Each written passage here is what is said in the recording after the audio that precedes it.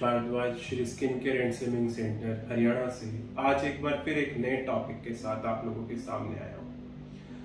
ये नया टॉपिक हालांकि उतना भी नया नहीं है, क्योंकि हम और हमारे परिवार इस पर्टिकुलर टॉपिक को लेकर बहुत ज़्यादा कुछ दिनों से चिंतित हैं। तो मुझे लगा कि मेरे ख्याल से इस पर्टिकुलर बात के ऊपर रोशनी डालना बहुत ज़रूरी है। तो ये जो टॉपिक है आज का, ये है ब्लैक फंगस।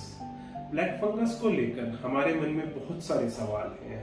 हमारे परिवार कहीं ना कहीं डरे हुए हैं, हमें बाहर जाने से रोकते हैं, हमें कुछ भी करने से रोकते हैं, डरते हैं कि कहीं हमें ये बीमारी भी जकड़ ना ले। वेल, डर तो अपनी जगह पे ठीक है, पर ये जान लेना भी जरूरी है कि एक्चुअली ब्लैक फंगस है क्या, क्यों होता है, किन लोगों को होता है और हमें इससे बचना किस प्रकार से है। तो well friends, actually black fungus is also called mucormycosis. Mucormycosis जो है, it is a serious but a rare fungal infection. यानी कि सीरियस तो है, ऐसा तो नहीं कह सकते कि ये सीरियस नहीं है, पर काफी रेयर फंगल इन्फेक्शन है। पर आजकल पिछले कुछ दिनों से हम लोगों की लाइफ में ये फंगल इन्फेक्शन बहुत ज्यादा अपनी जगह बनाता जा रहा है। उसका कारण क्या है, इसको हमें सोचना पड़ेगा। देखिए, ऐसा नहीं है कि ये जो फंगल इन्फेक्शन है ये कोई नया फंगल इन्फेक्शन है जो किसी पर्टिकुलर रीजन से अभी प्रचलन में आया है, ऐसा नहीं है। देखिए, म्यूकोरमाइकोसिस एक्चुअली म्यूकोर नामक फंगल की वजह से होता है, और ये म्यूकोर नामक फंगल के जो मोल्ड्स हैं वो हमारे एनवायरनमेंट के अंदर रहते ही रहते हैं। ठीक है, तो अभी ये क्यों फंगल इन्फेक्शन इतना ज्यादा जोर पकड़ रहा है, अभी ये क्यों फंगल इन्फेक्शन इतना ज्यादा लोगों में हो रहा है, उसका कारण है कि पिछले 1-1.5 साल से जिस महामारी से हम और हमारे परिवार जूझ रहे हैं वो है corona, in the sense Covid की वजह से कहीं ना कहीं हम लोगों के शरीर, उनकी इम्यूनिटी, हम लोगों की जो रोग प्रतिरोधक क्षमता है वो कहीं ना कहीं कम हुई है, जिसकी वजह से ये जो फंगस है ये हमें अपना शिकार बना पा रहा है। और इस फंगस से बचने के लिए क्या उपाय है, ये हम लोग इस पे भी बात करेंगे अभी आगे की वीडियो में। तो वेल फ्रेंड्स, ये जो बेसिकली ब्लैक फंगस है ये किन लोगों को जल्दी अपना शिकार बनाता है, जिनका हो सकता है कोई ट्रांसप्लांट हुआ हो, जिनका कोई ऑपरेशन हुआ हो, जिनको कोई त्वचा पे कोई कट, कोई चोट या कोई घाव हो, या फिर जो लोगों को कोरोना हो चुका हो, यानी कि जिनके पास्ट में कोरोना की हिस्ट्री रही हो। ऐसा नहीं कि सभी कोरोना पेशेंट्स को म्यूकोरमाइकोसिस होगा ही होगा, यानी कि ऐसा नहीं है। ये आप अपने दिल में से बिल्कुल निकाल दीजिए इस डर को कि ऐसा नहीं है कि सारे के सारे जितने भी लोगों को कोरोना हुआ है उन सबको ब्लैक फंगस होगी, ऐसा नहीं है। पर ब्लैक फंगस होने के चांसेस बढ़ जाते हैं। कारण क्या है, क्योंकि ड्यूरिंग कोरोना जब हम लोग उसका इलाज करते हैं तो काफी सारी स्टेरॉइड्स और नई नई ड्रग्स हमारे शरीर के लिए इस्तेमाल की जाती हैं। स्टेरॉइड्स और उन नई ड्रग्स की वजह से हमारी इम्यूनिटी कहीं ना कहीं कम हो जाती है, तो ब्लैक फंगस होने के चांसेस ज्यादा हो जाते हैं। इम्यूनिटी बहुत ज्यादा जरूरी है। और हमारे साथ समस्या क्या है कि हम लोग इम्यूनिटी को घटाने में निरंतर काम करते रहते हैं, बढ़ाने की हम लोग कोशिश ही नहीं करते हैं, क्योंकि बढ़ाने की कोशिश बड़ी मुश्किल लगती है हमें। देखिए, अगर जो मैं सरल भाषा में बात करूं, मान लीजिए आपको कोई बुरी चीज, यानी कि लाइक सपोज एक छोटा बच्चा है, आप उस छोटे बच्चे को कहें कि बेटे पढ़ोगे तो आप कुछ अच्छे बन पाओगे, नहीं पढ़ोगे तो आप खराब हो जाओगे। हम लोग अक्सर अपने बच्चों को ऐसा कहते हैं, पर यहीं पे हम लोग जो गलती करते हैं वो क्या करते हैं, हम जानते हैं कि अच्छा खाना, हल्की फुल्की एक्सरसाइज हमारी बॉडी की इम्यून फंक्शंस को बढ़ा सकती है, पर आप और हम लोग ऐसा करने में अक्सर असफल हो जाते हैं, क्योंकि हम लोग कुछ ना कुछ ऐसा जंक फूड या कुछ ना कुछ ऐसा खा लेते हैं जिसकी वजह से हमारी बॉडी फैट इंक्रीज करती है, इम्यूनिटी इंक्रीज नहीं करती। और कहीं ना कहीं हमारे घर में हमारा ऐसा माहौल होता है कि हमें लगता है इम्यूनिटी बढ़ाने के लिए अगर जो हम लोग ज्यादा देसी घी डाल के खाएंगे, ज्यादा फैटी चीजें खाएंगे, पराठे खाएंगे, तो शायद हमारी इम्यूनिटी बढ़ जाएगी। यहाँ पे ना हम लोग सबसे बड़ी गलती करते हैं, क्योंकि हम लोग खाने का जो चयन करते हैं उसमें हम लोग ना अक्सर ही बहुत ज्यादा गलतियां कर लेते हैं। जैसे कि अब उतनी फिजिकल एक्टिविटी नहीं है, पर हमारा खाने का चयन जो है वो इतना हैवी है कि जैसे हम लोग सुबह से शाम तक खेत में काम कर रहे हो। तो खैर हम लोग इस टॉपिक को थोड़ा शॉर्ट करते हैं। वेल फ्रेंड्स, हम लोग जानते हैं कि अच्छा खाना और हल्की फुल्की एक्सरसाइज आपकी इम्यून फंक्शंस को बढ़ाती है, परंतु एक बात और हम लोग अच्छे से जानते हैं, मोटापा, डायबिटीज और मेटाबॉलिक सिंड्रोम्स कहीं ना कहीं आपकी इम्यूनिटी को डाउन भी करते हैं। कहीं ना कहीं आपकी बॉडी, अगर जो आप मोटापे से ग्रस्त हैं या आप डायबिटीज के मरीज हैं या आपको कोई मेटाबॉलिक डिसऑर्डर है, तो हो सकता है आप किसी ना किसी बैक्टीरिया या किसी ना किसी फंगल के शिकार हो सकते हैं और आपकी बॉडी पे किसी भी दवाई का असर पतले आदमी से, यानी कि अगर जो मैं कहूँ रिस्पॉन्स, किसी दवा, किसी इंजेक्शन या किसी वैक्सीन का कहीं ना कहीं रिस्पॉन्स भी कम हो जाता है अगर जो आप मोटे हैं। तो कारण मान लीजिए एक दवा एक पर्टिकुलर एक आदमी को ध्यान में रख के बनाई जाती है। आदमी का वजन आमतौर पे हम लोग लेकर चलते हैं कि एक आदमी अगर जो 5 फुट 10 इंच का है तो उसका वजन 70 से 80 होगा, 80 नहीं होगा तो 100 होगा, 100 नहीं होगा तो 105 हो जाएगा। स्टिल अगर जो 5 फुट 10 इंच का आदमी है और उसका वजन 70 से 75 की बजाय अगर जो 100 है तो कम से कम 25 किलो ज्यादा है। पर जो एक मेडिकल कंपनीज हैं वो एक आइडियल ह्यूमन बॉडी को ध्यान में रख के दवाइयों का निर्माण करती हैं, पर हमारी जो ह्यूमन आइडियल बॉडी है वो आजकल के दिनों में ना काफी बड़ी हो गई है।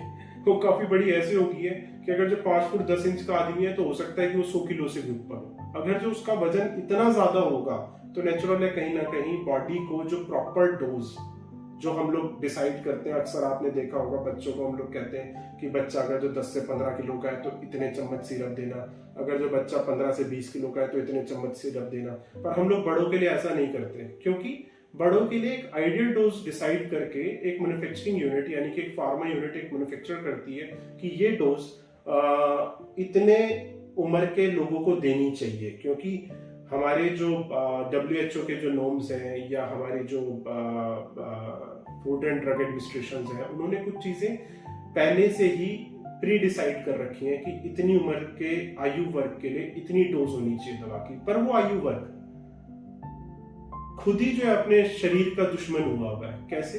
क्योंकि मोटापा इतना ज्यादा है कि कहीं ना कहीं इम्यूनिटी डाउन होती है। तो मैं अभी रिसेंटली एक न्यूज पढ़ रहा था जिसके अंदर था कि due to obesity black fungus का शिकार इंसान जल्दी हो सकता है।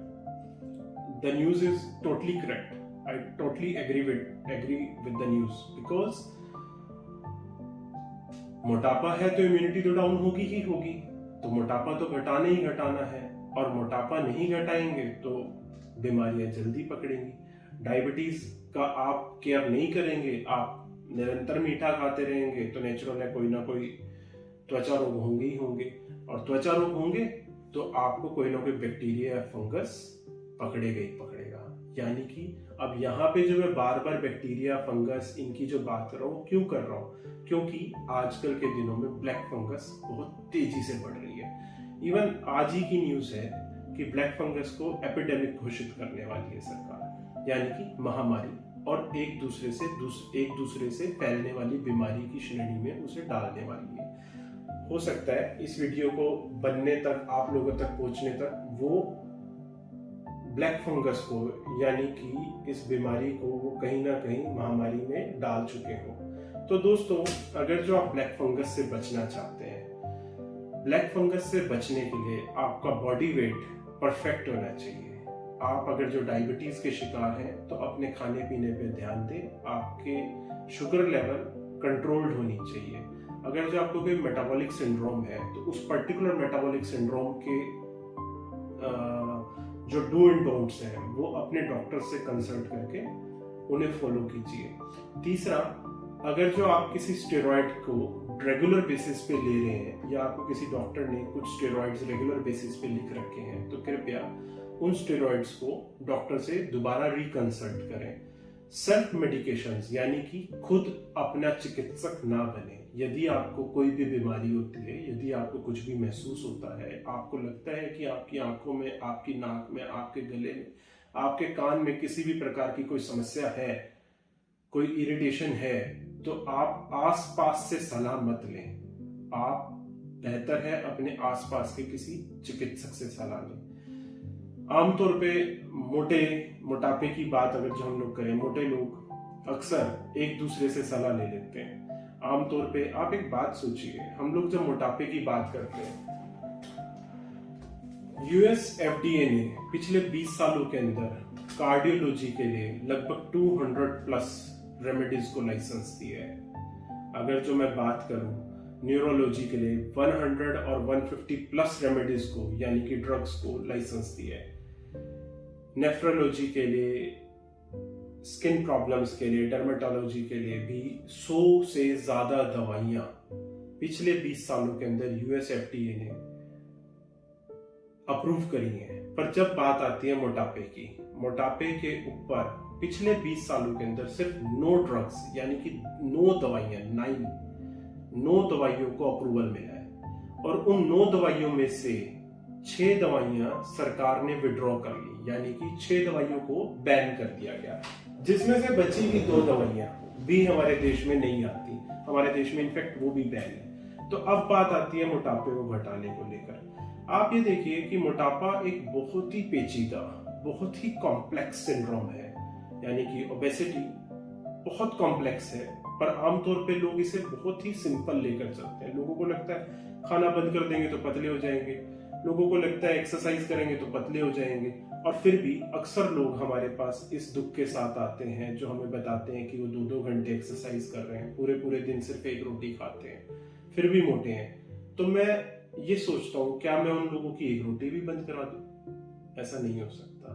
तो मोटापे को समझिए। मोटापा उतना सरल नहीं है जितना आप और हम समझते हैं। मोटापा एक बड़ी कॉम्प्लेक्स डिजीज है और एक मोटापे से ही पता नहीं कितनी सारी बीमारियां जुड़ी हुई हैं। Heart problems is due to obesity, kidney problems, psychological depressions, आपकी जिसे कहते हैं कि इम्यूनिटी, रोग प्रतिरोधक क्षमता, जो सबसे ज्यादा जरूरी है आजकल के दिनों में। In fact each and everything, I think आपकी पूरी की पूरी जिंदगी मोटापा जो है खराब कर देता है, और आप उस मोटापे के साथ किसी ना किसी कारण की वजह से, कोई ना कोई अनयूजुअल एक्सक्यूज देके आप उसे घटने नहीं देते, आप अपने फैट को पाल के रखते हैं। ये आप देखिए कि आप कितना बड़ा गलत काम अपने लिए ही कर रहे हैं। तो दोस्तों,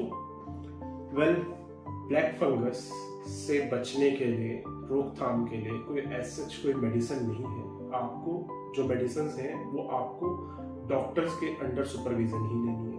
पर फिर भी मैं शॉर्ट करते हुए इस मुद्दे पे आऊंगा कि यदि आप मोटे हैं और आप बेहतर जिंदगी जीना चाहते हैं तो आपको मोटापा घटाना ही पड़ेगा। और मोटापा घटाने के लिए आपके साथ Shri skin care and slimming centre के जितने भी चिकित्सक या हमारे एक्सपर्ट्स हैं, हमारे डॉक्टर्स, हमारे एक्सपर्ट्स, हमारे कंसल्टेंट्स आपके साथ हर समय जुड़े हुए हैं। किसी भी तरीके की किसी भी कंसल्टेशन के लिए रिगार्डिंग वेट लॉस, आप नीचे दिए गए नंबर्स पे आप कभी भी कंसल्ट कर सकते हैं। आप हमें व्हाट्सएप कर सकते हैं, आप हमारी वेबसाइट्स पे जाके हमें मैसेज कर सकते हैं।